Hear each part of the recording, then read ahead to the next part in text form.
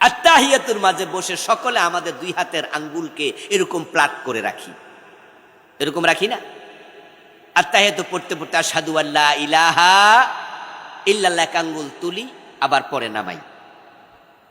অথচ নবীজি সাল্লাল্লাহু আলাইহি সাল্লাম আত্তাহিয়াতুতে বসেই তিনি ডান হাতের বৃদ্ধাঙ্গুলিকে মধ্যমার সাথে লাগাইয়া এরকম গোল বানাতেন। সহিহ মুসলিম অনেকগুলো হাদিস আমি আনছি, সহিহ মুসলিম সহ অনেক কিতাব, আবু দাউদে আছে, সহিহ মুসলিমে আছে, তিরমিজিতে আছে, বিভিন্ন হাদিসের কিতাবে আমার রাসূল এভাবে হাত বৃদ্ধাঙ্গুলির সাথে মধ্যমা একসাথ করতেন।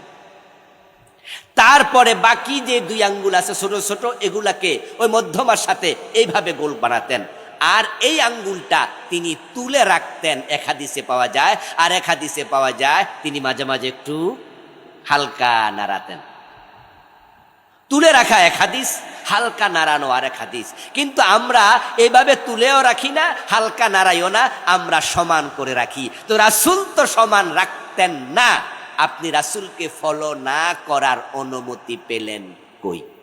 নবীজি সাল্লাল্লাহু আলাইহি ওয়াসাল্লাম যখন নামাজে দাঁড়াতেন তখন তিনি নামাজ শুরু করতেন তাকবীর দিয়ে।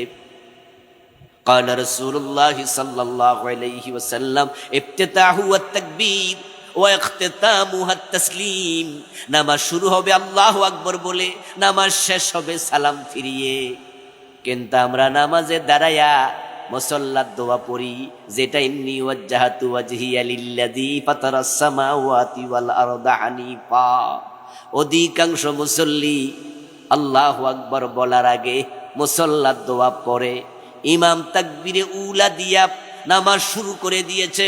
আপনি মসজিদে ঢুকেছেন, এখন তাকবীরে উলা আপনি পেতেন, কিন্তু শুধু নাওয়াইতুয়ানের কারণে উনার ৩-৪ আয়াত শেষ।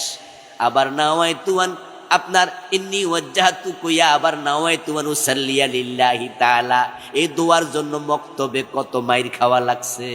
অথচ আমার রাসূল নাওয়াইতুয়ান কোনোদিন পড়েন নাই, ইন্নী ওয়াজ্জাহাতু পড়েছেন। হাদিসে পাওয়া যায়, সহিহ মুসলিমে এসেছে, হযরত আলী থেকে বর্ণিত হাদিস, আমার রাসূল ইন্নী ওয়াজ্জাহাতু পড়েছেন তাকবীর দেওয়ার পরে। কখন পড়ছে? আমি বই লিখেছি, আবার বইয়ের নাম দিয়েছে, আমার লেখা 8টা বই আছে আলহামদুলিল্লাহ, লিখেছি হাদিসের বৈচিত্র্য পূর্ণাঙ্গ নামাজ। এই বইয়ের মাঝে আমি বাংলাদেশে নামাজের যত অসঙ্গতি সব তুলে ধরছি।